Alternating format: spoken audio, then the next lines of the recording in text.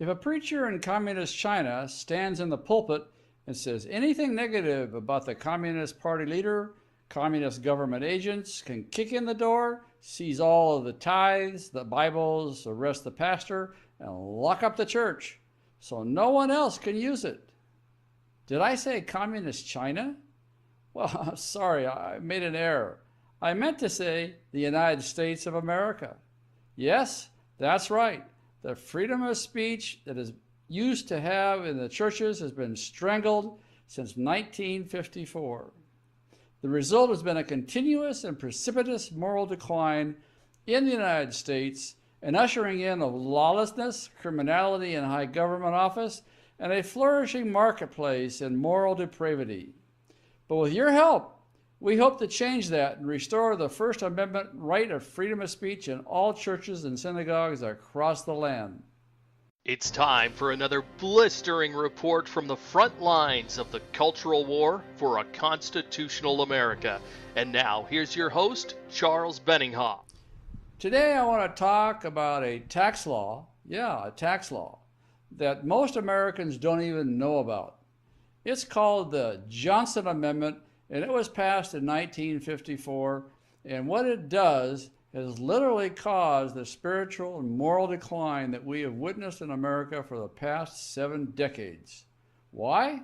Well, there was a man named Lyndon Baines Johnson. I call him an unindicted war criminal because of all the atrocities that he committed during the Vietnam War when he was president.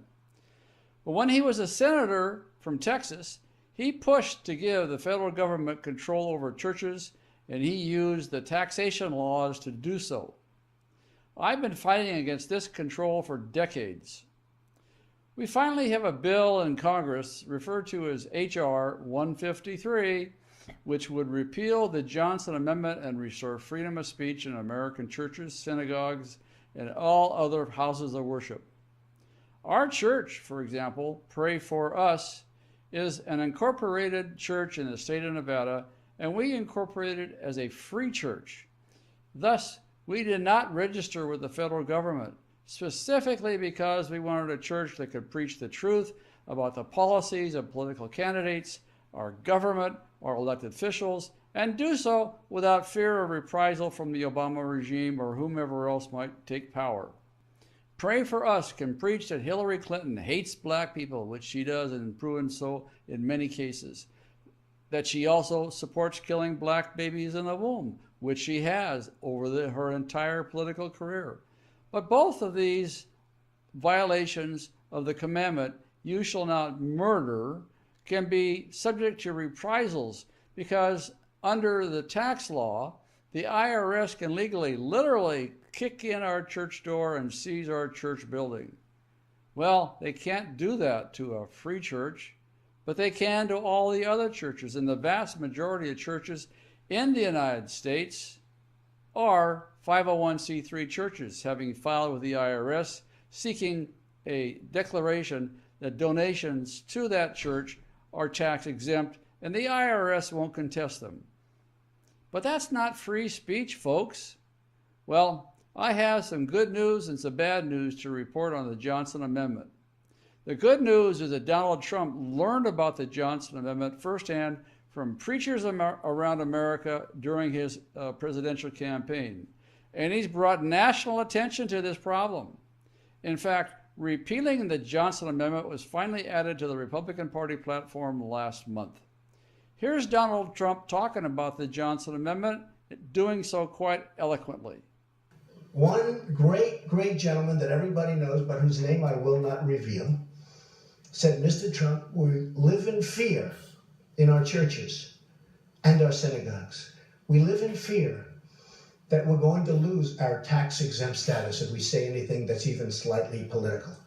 And I looked out the window, I was in Trump Tower, and I pointed to people walking down the street. I said, well, they have the right to speak, but you don't. That means they're more powerful than you are. We have to do something about it. How did it start? How did it start? And they said it started because of Lyndon Johnson, and he actually had a problem in Texas with a certain religious leader. And he did this, and he got it done.